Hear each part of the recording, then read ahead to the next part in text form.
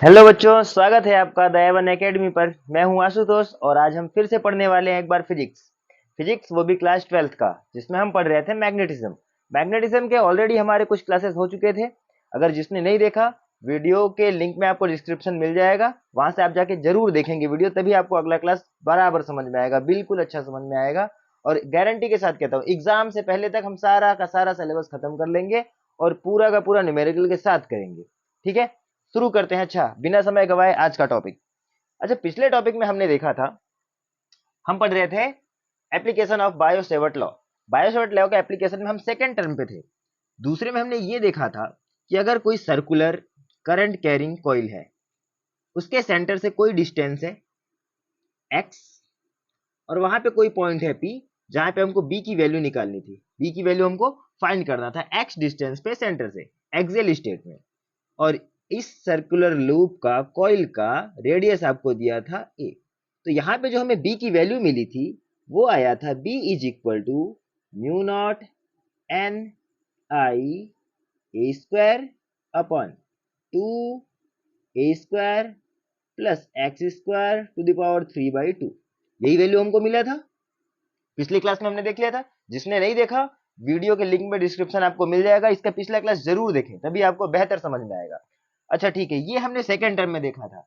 अगर third term की बात करें, तीसरे पार्ट की, तो तीसरे पार्ट में हम देखते ये है, तीसरे पार्ट में application of Biot-Savart law. Application of Biot-Savart law की तीसरे टर्म में हमको ये बताना होता है कि सेम सर्कुलर जो कॉइल है हमारा, वृत्तीय कॉइल, सर्कुलर कॉइल के केंद्र पर अगर हमें बी की वैल्यू निकालना हो सेंटर पे, तो बी की वैल्यू कितनी होगी। अच्छा, जैसे ही हम सेंटर पे आते हैं, इस पॉइंट को पी को और पास लेके आइए, पास जैसे ही इसको पास लेके आएंगे पी को, तो एक्स की वैल्यू क्या हो जाएगी, zero. X is equal to zero जैसे ही यहाँ पे रखेंगे, तो बी की वैल्यू हमको क्या मिलेगा, B is equal to mu naught n I a square upon two a square, x की value zero whole to the power 3/2। Okay, अच्छा देखेंगे यहाँ ए स्क्वायर 3/2, टू टू से कैंसिल हो जाएगा, जीरो की कोई वैल्यू नहीं ना, यहाँ से टू टू से कैंसिल, और a square by a cube, a square एक कैंसिल होगा, हमारे पास जो नेट वैल्यू बचेगा mu naught n I upon two a, ये हमें मिलती है बी की वैल्यू। तो अगर हमसे पूछा जाए कि सर्कुलर सर्कुलर कॉइल के केंद्र पर सेंटर पे बी की वैल्यू कितनी आती है, तो हम लिखते हैं b is equal to mu naught n i upon two a. Mu naught सब जानते हैं, वायु या निर्वात की चुंबकशीलता है, एन नंबर ऑफ टर्न्स होंगे, इस कॉइल पे फेरों की संख्या होगी, आई इसमें प्रवाहित विद्युत धारा होगी, और ए क्या होगा, इस सर्कुलर कॉइल का रेडियस जो कि दिया हुआ है। ये बनता है थर्ड टर्म, बड़ा ही आसान है, समझ में आ गया होगा। हमने पिछली बार देखा था इससे एक्स डिस्टेंस एक्सियल स्टेट पे, और इस बार हमने क्या कर लिया, इसके सेंटर पे ही रख लिया। जैसे ही इसको सेंटर पे रखेंगे, एक्स की वैल्यू हो जाएगी जीरो, और एक्स की वैल्यू जीरो हमने यहाँ पे पुट कर दी। जैसे ही एक्स की वैल्यू जीरो पुट करेंगे, हमको ये वैल्यू मिल जाएगा। समझ गए, कोई टेंशन वाली बात नहीं। चलिए ठीक है, तो इसी के साथ हम आगे बढ़ते हैं अपना नेक्स्ट टॉपिक लेके। आप इसे नोट कर सकते हैं, वीडियो पॉज करके नोट कर लिया करिए। चलिए आगे बढ़ते हैं। अच्छा, इतना समझ में आ गया। अगला टर्म जो हमारा आता है बहुत ही इंपॉर्टेंट है, मैग्नेटिज्म का इंपॉर्टेंट टॉपिक आने वाला है, आने वाला नहीं, आ गया है। चलिए देखते हैं, अगला है हमारा ampere सर्कुटल law. Amperes सर्कुटल law, ampere का परिपथीय नियम, एम्पियर का परिपथीय नियम। सुनने में तो बड़ा अच्छा लग रहा है, एम्पियर का परिपथीय नियम है क्या। एम्पियर का परिपथीय नियम, एम्पियर ने नियम दिया था एक, जिसको हम लिखते हैं integration of b dot dl is equal to mu naught into i net. ये होता है फार्मूला, या जो उनका नियम दिया गया है। ओके, तो ये नियम था। इसका स्टेटमेंट क्या कहता है, स्टेटमेंट देख लें। एम्पियर सर्कुलर लॉ का स्टेटमेंट क्या कहता है, फिर प्रूफ भी देखेंगे। स्टेटमेंट, कथन, एम्पियर के परिपथी नियम का कथन क्या है। देखिए इसी से आपको याद हो जाएगा, बिल्कुल याद हो जाएगा। चलिए शुरू करते हैं। होता क्या है, किसी बंद परिपथ के लिए, ये इंटीग्रेशन क्या है, इंटीग्रेशन के अंदर जो गोला हमने बनाया है, ये सर्किल, ये बंद परिपथ को दिखाता है। किसी बंद परिपथ के लिए चुंबकीय क्षेत्र का रेखीय समाकलन, बंद परिपथ के लिए चुंबकीय क्षेत्र का रेखीय समाकलन टोटल आई का म्यू नॉट गुना होता है। उस परिपथ के अंदर जो आई नेट होता है उसका म्यू नॉट गुना होता है। अच्छा समझ लें, इसके कहने का मतलब है, अगर हमारे पास मान लो कोई करंट कैरिंग वायर, एक करंट कैरिंग वायर है और इसके आसपास हम एक क्लोज लूप कंसीडर करते हैं। हमने कंसीडर किया इसके आसपास एक क्लोज लूप, चलिए ये हमने मान लिया इसके आसपास एक क्लोज लूप है और इसमें करंट फ्लो हो रहा है आई। जो हमारे पास सर्कुलर कॉइल, सर्कुलर जो हमने पथ माना है इसका, इसके अंदर जो हमारा वायर है इसमें से जो करंट जा रहा है वो आई है।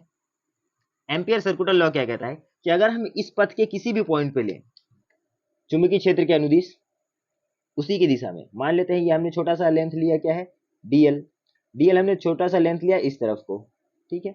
अच्छा हम इसमें मैग्नेटिक फील्ड का डायरेक्शन बता सकते हैं, बिल्कुल बता सकते हैं। राइट हैंड थंब रूल याद है, अगर अंगूठे को हम किस में रखें, करंट की दिशा में, अंगूठे को हमने करंट की दिशा में रखा, तो ये जो मुड़ती हुई उंगलियां हैं ये किसको बताएंगी, मैग्नेटिक फील्ड के डायरेक्शन को। यानी इसमें जो बी का डायरेक्शन होगा वो भी सेम होगा इसी के डायरेक्शन में, बी का डायरेक्शन भी सेम, तो दोनों के बीच का एंगल कितना बनेगा, 0, दोनों का डायरेक्शन सेम। अच्छा जरूरी नहीं है कि हम डीएल उसी डायरेक्शन में ले, डीएल हम विपरीत भी ले सकते हैं, इसके अपोजिट साइड भी डीएल हम ले सकते हैं। छोटा जो लेंथ है हम इस पे चलने के लिए पूरी तरीके से स्वतंत्र हैं, चाहे हम क्लॉकवाइज चलें चाहे एंटी क्लॉकवाइज चलें, ये आपकी मर्जी है। लेकिन हम कोशिश ऐसा करते हैं कि हम उस डायरेक्शन में चले जहां से बी के साथ जो डीएल है वो छोटा एंगल बनाए। सोचो अगर हम एंटी क्लॉकवाइज चल रहे होते या डीएल हमने इस तरफ लिया, बी के डायरेक्शन इस तरफ है, तो बीच का एंगल कितना बनता, 180, और जब एक ही तरफ ले रहे हैं तो थीटा कितना बन रहा है, 0। सेम वैल्यू आनी है, वैल्यू में कोई चेंज नहीं होगा, बस हम ये कोशिश करेंगे कि जो हम अपोजिट साइड लेंगे तो एंगल बड़ा बन रहा है, तो हम कोशिश करेंगे कि एंगल हमारा छोटा बने, इसलिए हम सेम डायरेक्शन में चल रहे हैं। तो हमारा डीएल और बी दोनों का डायरेक्शन हमको मिला सेम, इस चीज पर डीएल और बी दोनों का डायरेक्शन सेम मिला।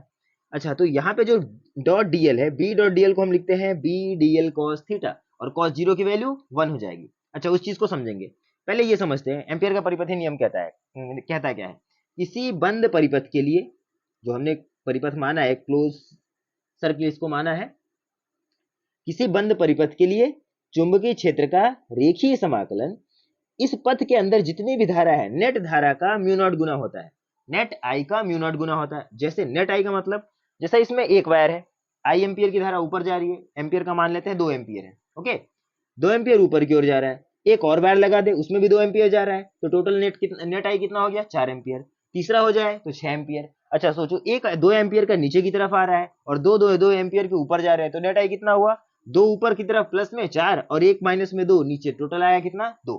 तो आई नेट हमको इस तरीके से काउंट करना है कि उस जो हम परिपथ मान रहे हैं, जो हम क्लोज लूप मान रहे हैं, कंसीडर कर रहे हैं, उसके अंदर कितने वायर ऊपर या नीचे जा रहे हैं, डायरेक्शन में कितने पॉजिटिव हैं कितने निगेटिव हैं, टोटल हमारा बनाएगा आई नेट। समझ गए, हाँ। तो फिर से समझते हैं स्टेटमेंट क्या कहता है। स्टेटमेंट कहता है, आप सुन के भी लिख सकते हो आराम से, कॉपी पेन निकाल लीजिए और नोट्स बनाइए। स्टेटमेंट कहता है कि किसी बंद परिपथ के लिए चुंबकीय क्षेत्र का रेखीय समाकलन, किसी बंद परिपथ के अनुदिश चुंबकीय क्षेत्र का रेखीय समाकलन आई नेट का म्यू नॉट गुना होता है। समझ गए, चलो लिख ही देते हैं। किसी बंद परिपथ के लिए, सॉरी ग्रीन से लिखा गया, दिख नहीं रहा होगा, चलिए ठीक है, किसी बंद परिपथ, किसी बंद परिपथ के लिए के अनुदिश, के अनुदिश, अनुदिश मतलब जिसमें थीटा कितना बने 0। जिस दिशा में बी हो उसी दिशा में हमारा डीएल हो। थीटा कितना होना चाहिए 0। अनुदिश यहाँ पे लिख लेते हैं थीटा इज इक्वल टू 0। किसी बंद परिपथ के अनुदिश चुंबकीय क्षेत्र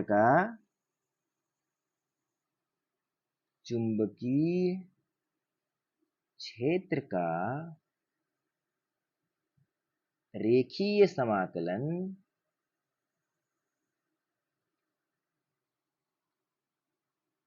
कुल धारा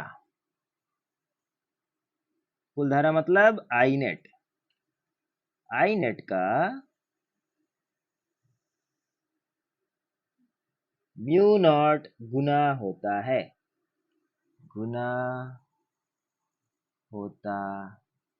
ये हुआ हमारा स्टेटमेंट। एक बार फिर से देख लेते हैं। किसी बंद परिपथ के अनुदिश चुंबकीय क्षेत्र का रेखीय समाकलन कुल धारा का म्यू नॉट गुना होता है। ये हमें कहता है एम्पियर सर्कुलर लॉ का स्टेटमेंट। समझ गए? एम्पियर के परिपथीय नियम का स्टेटमेंट हमको कहता है कि किसी बंद परिपथ के लिए चुंबकीय क्षेत्र के अनुदिश उसका रेखीय समाकलन, पथ का रेखीय समाकलन टोटल आई नेट का म्यू नॉट गुना होता है। ये हो गया स्टेटमेंट। अब इसका प्रूफ भी हम देख लेंगे, तो आप इसे नोट कर सकते हैं। ये इमेज बना के आसान है, बिल्कुल कोई दिक्कत नहीं है, आप बस फार्मूले से इसको याद कर सकते हैं। चलिए अच्छा, तो अब इसका प्रूफ देख लेते हैं। स्टेटमेंट कंप्लीट हुआ। प्रूफ में हम क्या करें, लेफ्ट हैंड साइड लेके चलते हैं और राइट हमको मिल जाएगा, है ना। लेफ्ट लेके चलेंगे और राइट हमको मिल जाएगा। चलो इसको यहां से निकालते हैं।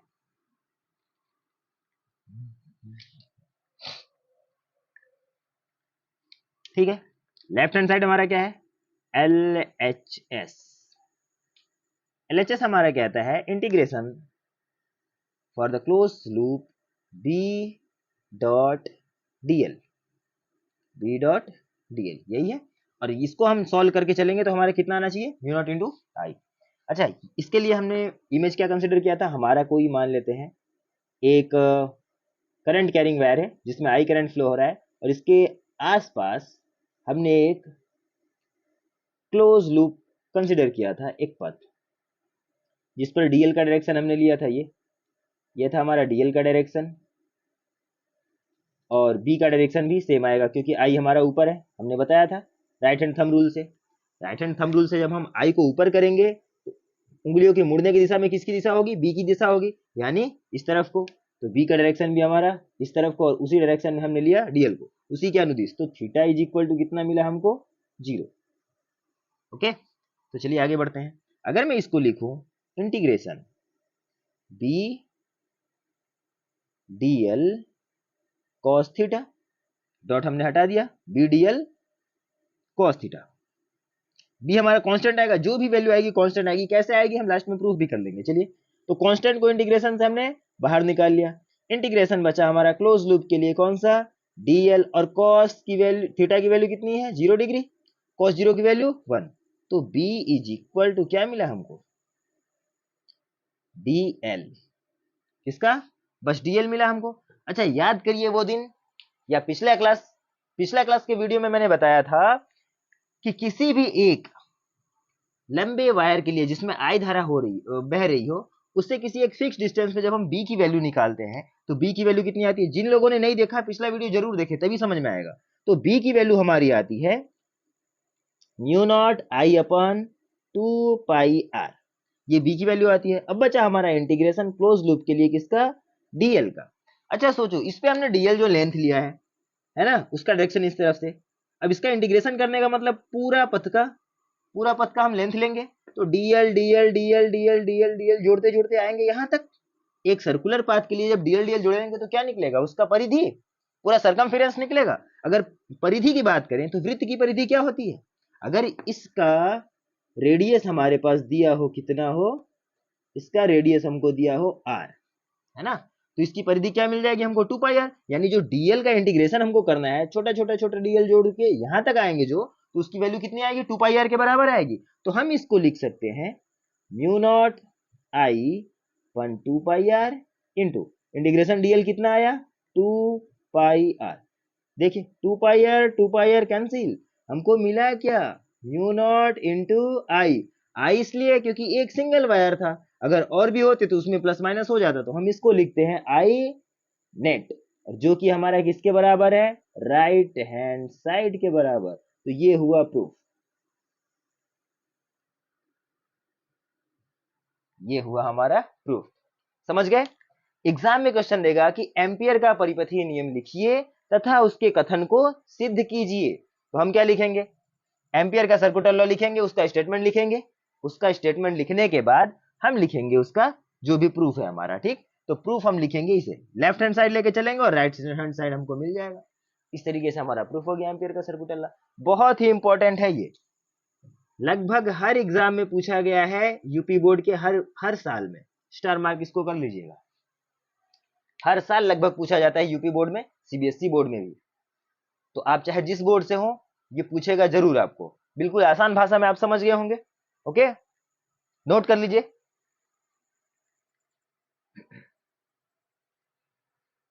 ठीक है, तो आगे का जो हमारा टॉपिक है, जैसे हमने बायो-सेवर्ट लॉ पढ़ा था तो उसके एप्लीकेशन पढ़े थे, अब हमने पढ़ा एम्पियर सर्कुलर लॉ।